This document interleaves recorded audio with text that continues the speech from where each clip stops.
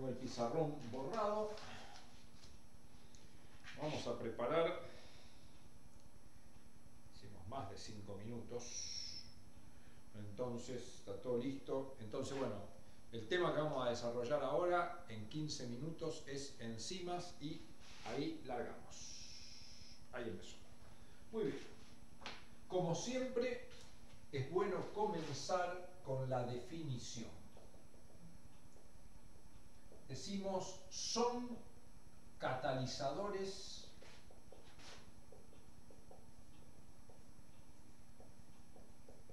biológicos.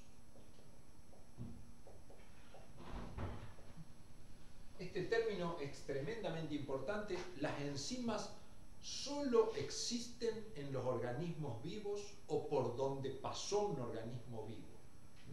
Eso es una cosa tremendamente importante. ¿Qué quiere decir que son catalizadores? Que aumentan la velocidad de reacciones químicas.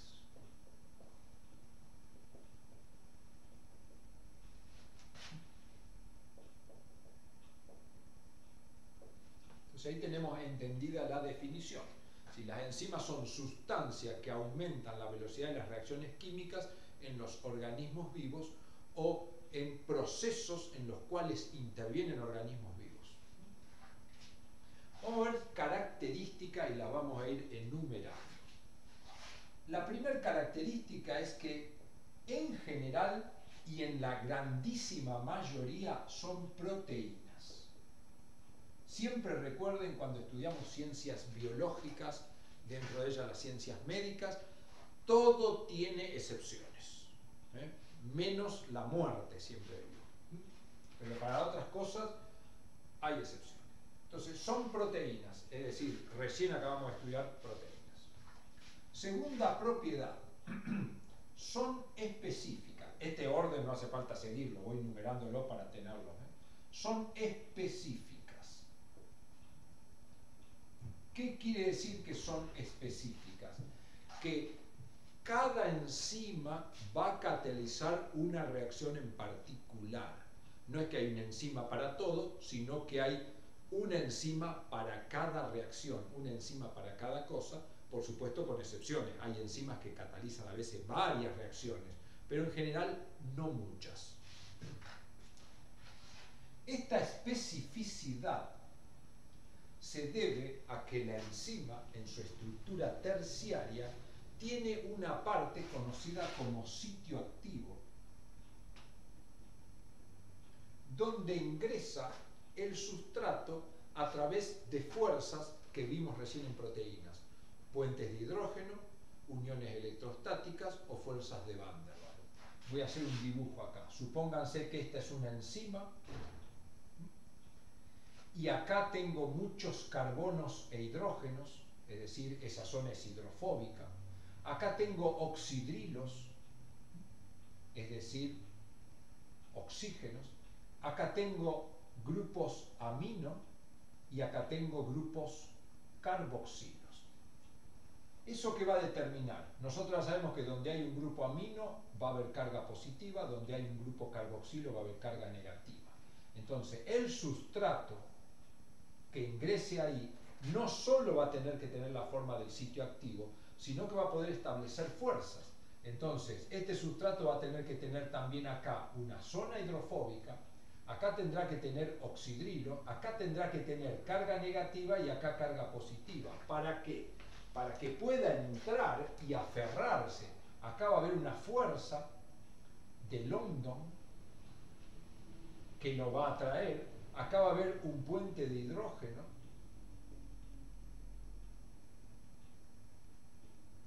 que lo va a atraer, y entre esto y esto va a haber atracción electrostática.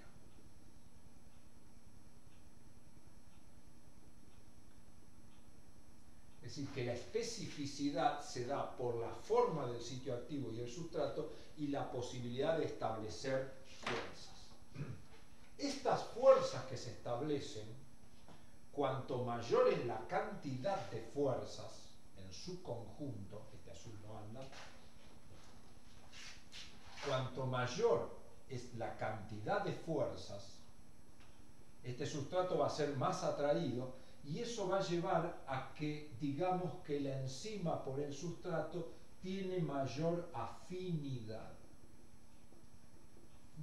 Es decir, la afinidad es una medida de la fuerza que hay entre el sustrato y el sitio activo, y eso depende de los grupos que hay que permitan establecer las fuerzas que ya estudiamos en el tema anterior. Muy bien. Entonces acá, especificidad, sitio activo, interacción y afinidad son conceptos completamente relacionados. Son específicas. Tercero, no se consumen durante el proceso.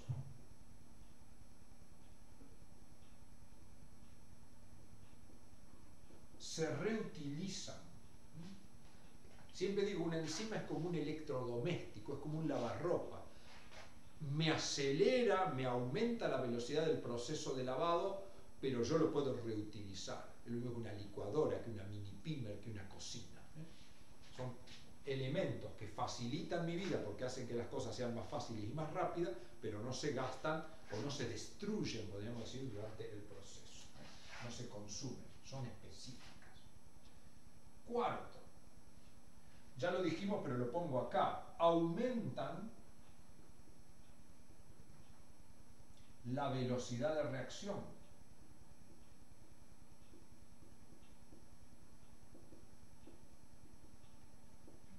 Esa es una característica que ya la puse, pero la vuelvo a agregar. Hacen que las reacciones sean muchísimo más rápidas. Ahora, ¿por qué aumentan la velocidad de reacción? Lo voy a poner acá. Porque disminuyen la energía que yo necesito para que la reacción comience. Se llama eso, disminuyen la energía de activación.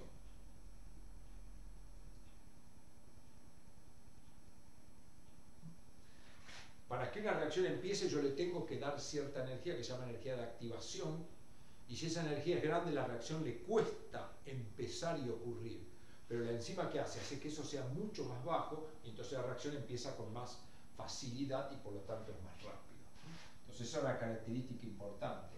Las enzimas son catalizadores porque aumenta la velocidad de reacción como consecuencia de disminuir la energía de activación. Quinto, pueden, no necesariamente, pero pueden requerir coenzimas que son no proteicas.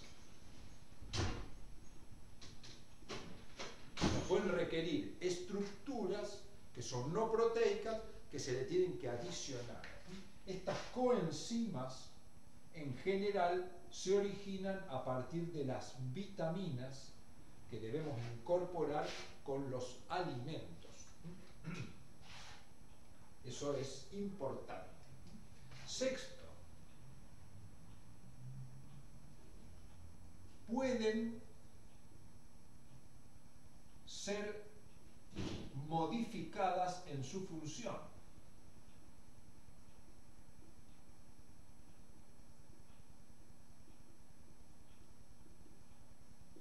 Es decir, yo sé que una enzima aumenta la velocidad de reacción, pero puedo hacer que sea un poquito más o un poquito menos. Y eso puede ocurrir por dos acciones en los organismos vivos, a través de las hormonas o a través de lo que se llaman reguladores alostéricos.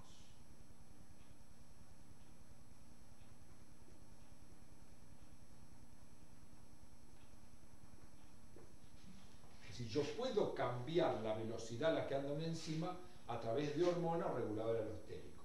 ¿Qué es esto brevemente? Si esta es una célula y este es un núcleo, y acá está la enzima que cataliza una reacción de sustrato que pasa a producto, yo esta enzima la puedo modificar de dos maneras, desde afuera y desde adentro. Las hormonas actúan desde afuera, habitualmente uniéndose a un receptor que puede ser de membrana o intracelular. La hormona se une a un receptor y modifica, vamos a poner así, modifica la enzima, haciéndola trabajar más o menos dependiendo de lo que necesito. El regulador alostérico, ya lo vamos a estudiar más en detalle más adelante, es una sustancia propia de la célula que también puede tunear, puede modificar la acción de la enzima. Séptimo, pueden ser inhibidas. Inhibidas. En general, ¿qué quiere decir que son inhibidas? Inhibidas quiere decir que lo que actuó es un tóxico, es un veneno, y eso habitualmente es externo. En este mismo dibujo yo tendría un inhibidor, es algo externo, que de alguna manera llega a la célula, se mete en el interior y lo que hace ahí no es modificarlo o un poquito más o un poquito menos. Los inhibidores normalmente lo que hacen es frenan la acción enzimática y constituyen lo que llamamos habitualmente tóxicos. Muy bien. Wow, cómo se fue el tiempo. Muy bien. Sexto, pueden perder su función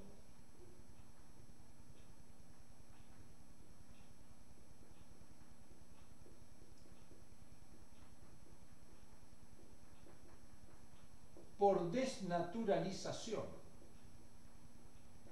porque son proteínas.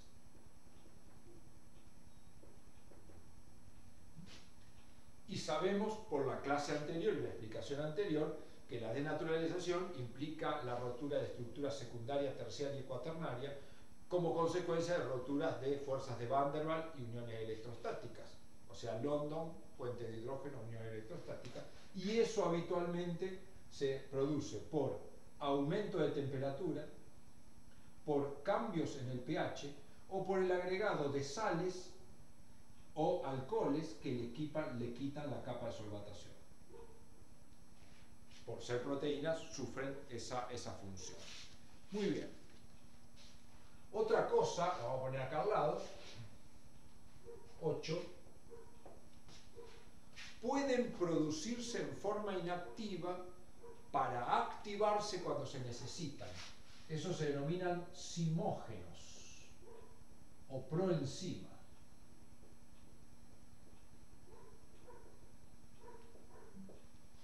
Es decir, pueden existir en forma inactiva, completamente inactiva, y activarse cuando se necesita, y llamamos a esas proteínas zimógenos o proenzimas que se activan en el momento determinado. Pueden existir enzimas distintas que catalicen la misma reacción. A eso se le llama isoenzimas. En nuestro organismo normalmente tenemos más de una enzima que cataliza una misma reacción, y esa enzima, una la voy a tener en el hígado, otra la voy a tener en el músculo, otra la voy a tener en el hueso, otra la voy a tener en la próstata, etc. Entonces es normal que no haya una sola enzima dentro de un organismo pluricelular como el nuestro, sino que haya varias enzimas para la misma reacción, lo que le da aún más especificidad, y a eso lo llamamos isoenzimas. Muy bien. Vamos a ver si nos falta algo. Lo que nos está faltando es tiempo. Muy bien. Y otra cosa tremendamente importante es que, vamos a poner acá, sufren saturación. ¿Qué quiere decir que sufren saturación? Quiere decir que no son capaces de procesar todo el sustrato disponible. Cuanto más sustrato haya, mejor va a trabajar la enzima, pero llega un momento que se satura como un lavarropa, que dice, bueno, quiero lavar un montón de ropa y no me alcanza el lavarropa. Eso se representa en una gráfica. Si yo grafico velocidad en función de la concentración de sustrato, obtengo una gráfica que se dice que es una hipérbola, y como podemos ver, cuando la concentración de sustrato toma valores muy grandes, la velocidad llega a un valor que no puede superar, y a eso se lo llama V máxima. La V máxima, que es una medida de cuánta enzima tengo presente. Si la V máxima es más grande, es porque hay más enzimas. Si la V máxima es más pequeña, hay menos enzima. Muy bien. Y para terminar, me quedan 25 segundos, solo agrego un concepto de un parámetro. Este parámetro, dijimos, es más grande cuanto mayor es la concentración de enzima. Y hay otro parámetro, que vamos a estudiar el concepto, que se llama constante de Michaelis-Menten, o Km, que es un número que sale de tomar la velocidad máxima y dividirla por 2, este es el valor de Km, es la concentración de sustrato, con la cual alcanzo la mitad de la velocidad máxima, y es una medida inversa de la afinidad. Cuanto más grande es la afinidad, más chico es el Km. Y colorín colorado, los 15 minutos se han terminado. Así que no puedo seguir porque esto dura 15 minutos. Entonces vamos a ver qué preguntas hay. Tengo media hora para responder preguntas, así que nos vamos a entretener. Y ya veo que hay una larga lista.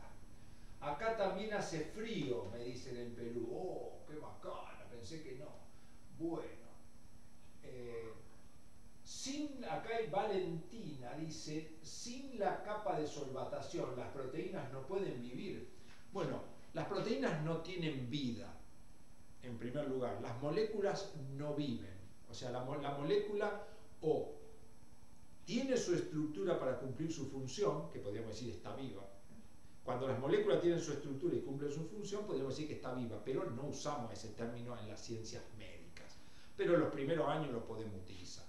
Pero digamos, si una proteína tiene su estructura primaria, secundaria y cuaternaria y su capa de solvatación, esa proteína es funcional y va a cumplir su función. Si yo le rompo la estructura primaria, secundaria, terciaria, cuaternaria o alguna de ellas, o le saco la capa de solvatación, es muy probable que esa proteína no cumpla su función y, como dice usted, no estará viva. Pero yo diría, usando términos mejores, decir, esa proteína es poco probable que sea funcional. Es decir, es poco probable que cumpla la función como la tiene que cumplir. Bien. Walter dice, soy ¿cómo? No entendí. Bueno, acá dice, ¿puede explicar otra vez isoenzima? Justo se me cortó. Bien, sí, cómo no. Las isoenzimas, lo voy a explicar con un esquemita.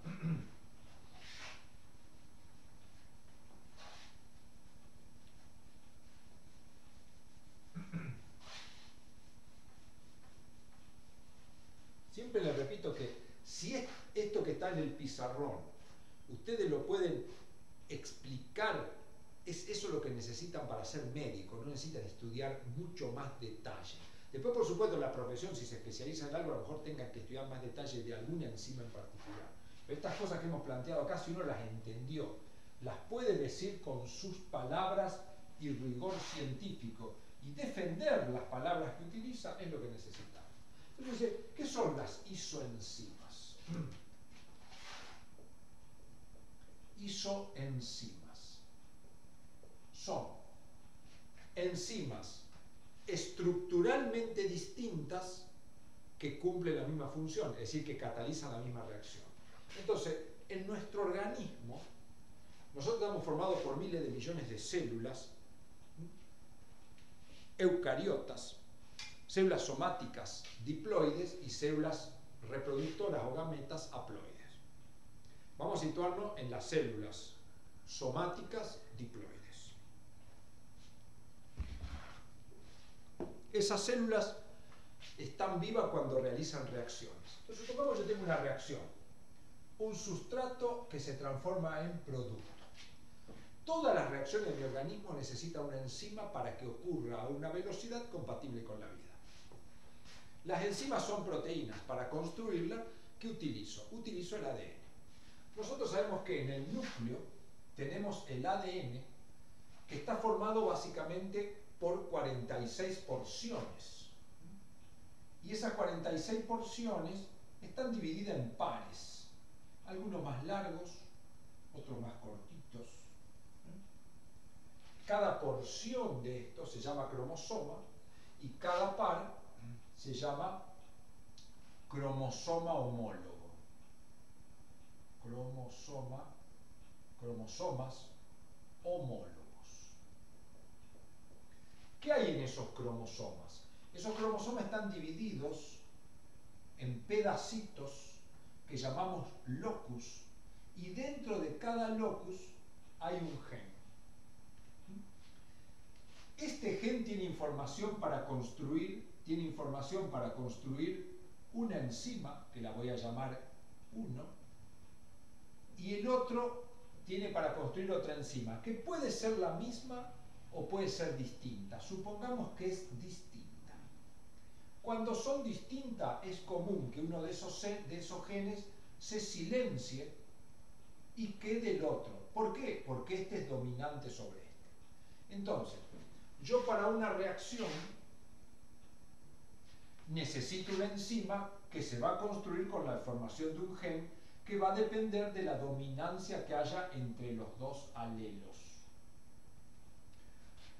Pero para la mayoría de las enzimas, ¿qué ocurre? Que en algún otro cromosoma puede haber otro locus que tenga lo mismo, dos genes que codifican una enzima 3 y una enzima 4, que a lo mejor este es dominante, por lo tanto tengo este, y esta va a venir a catalizar la misma reacción.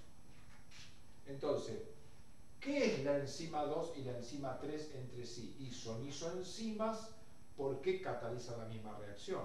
Pero ¿por qué le doy el nombre de isoenzimas si catalizan la misma reacción? Le doy el nombre de isoenzimas porque son distintas, porque su estructura primaria es distinta, porque los genes que lo originaron son distintos. Yo así, acá puse 2, pero en nuestro organismo a veces tenemos hasta 5 o 6 isoenzimas para la misma reacción. No sé si se entendió, espero que sí. Sí, no, Belén dice, ¿podría volver a explicar lo del KM? Sí, lo voy a volver a explicar ahora que se pasaron los 15 minutos, porque dentro de los 15 minutos no pude entrar en mucho detalle.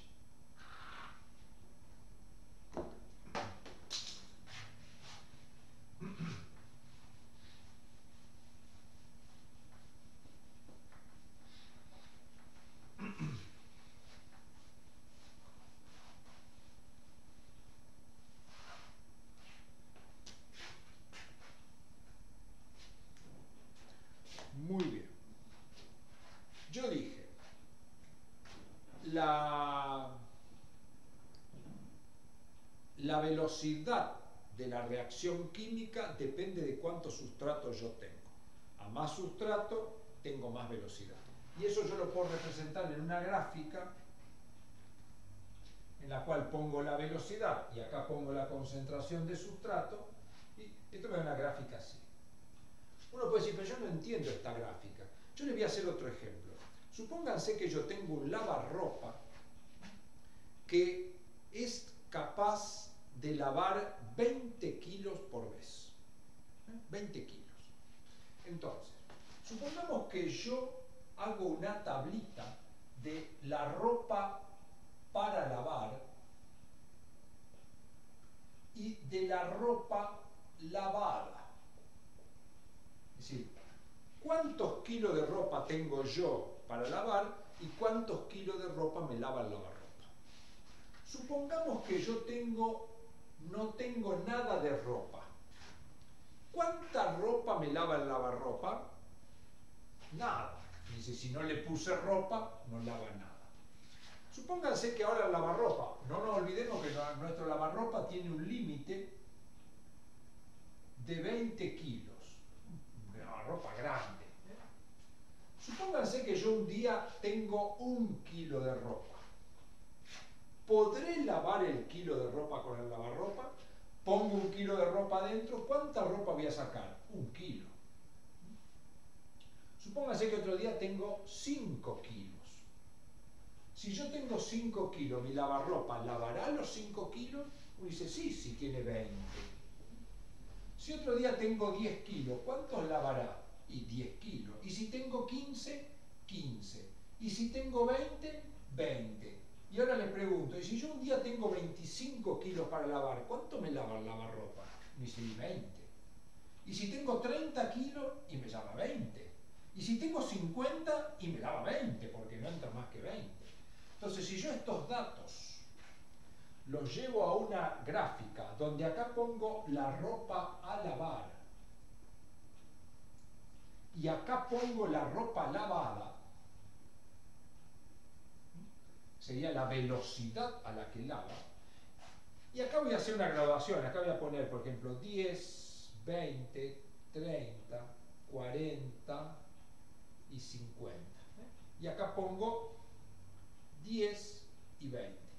Y entonces digo, bueno, para 0 tengo 0, para 1 tengo 1, para 5 tengo 5, para 10 tengo 10, para 15 tengo 15, para 20 tengo 20, para 25 tengo 20, para 30 tengo 20, para 50 tengo 20.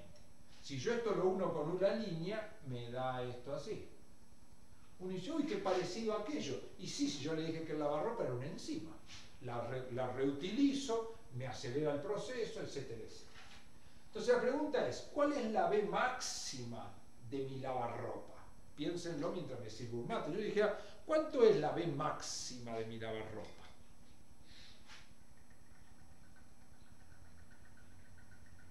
Perfecto, la mayoría la acertó. La B máxima es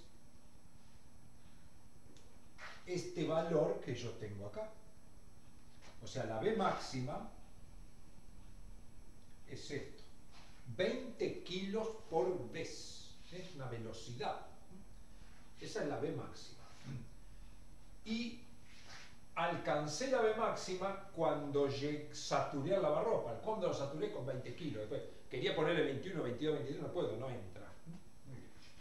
El KM, ¿cómo se calcula? El KM se calcula dividiendo la B máxima a la mitad. Uno dice, acá está, 10. Interpolando. Me da justo 10. Ese es el KM. ¿El KM qué es? Es la cantidad de ropa sucia con la cual yo lavo la mitad de la ropa máxima que puedo.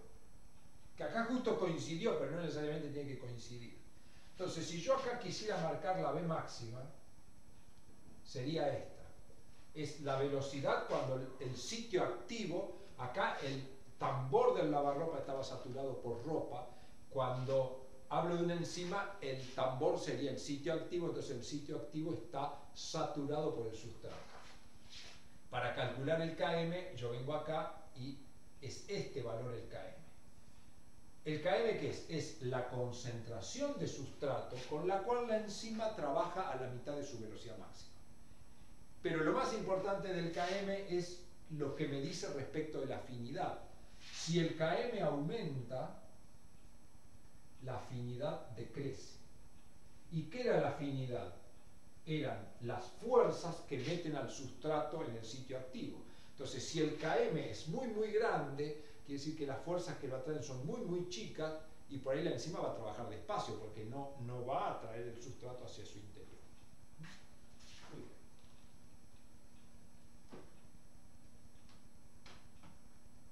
bien. Juliana dice, ¿podría explicar los moduladores alostéricos? Los mencioné recién. Yo les dije, la actividad de una enzima en una célula se puede modificar de tres maneras. A través de las hormonas que la controlan de manera que esa enzima no solo trabaje, sino que trabaje armónicamente con todo el organismo. O sea, la hormona se estudia aparte, el sistema endocrino, si alguno de ustedes está haciendo el curso que viene justo sobre el sistema endocrino, esto es un tema importantísimo en la medicina que no es para... Lo vemos también acá en 15 minutos, pero las partes fundamentales. Entonces, la actividad de una enzima se puede cambiar por el sistema endocrino, que es cuando la célula obedece a algo externo. Mi cerebro, a través del hipotálamo y de la hipófisis, genera hormonas que pueden mandarla al tejido adiposo y decirle, hace tal cosa porque es necesario en este momento para todo el organismo. Entonces, las hormonas, muchas de ellas gobernadas por el hipotálamo y la hipófisis, controlan a las enzimas de todas las células. Esa es una orden externa. Pero también las células pueden controlar su función a través de sustancias internas que se llaman reguladores alostéricos que se generan en ciertas circunstancias. Yo, por ejemplo, de alguna manera quiero correr, y cuando empiezo a correr, mis células musculares generan ciertos reguladores alostéricos que actúan sobre las enzimas dándole la orden para que trabajen a más velocidad, produzcan más energía y yo pueda correr.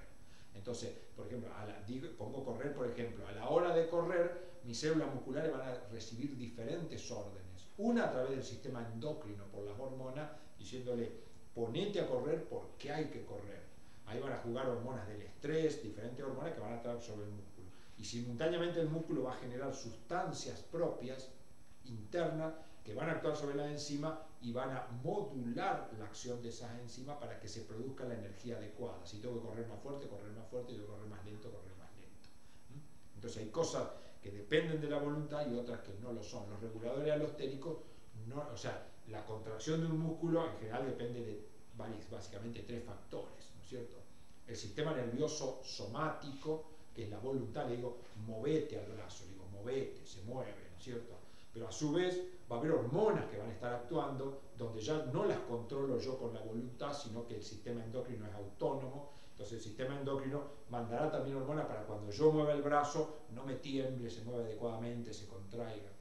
Y a su vez la célula, independientemente del sistema nervioso somático que yo controlo con mi corteza, el sistema endocrino que controlo de manera autónoma, la célula, independientemente de esas dos cosas, genera sustancias con las cuales va a las enzimas y dice, trabaja un poquito más, un poquito menos, porque estos dos tipos de afuera no saben qué es lo que están haciendo. Entonces es el ajuste fino que se hace dentro de la célula.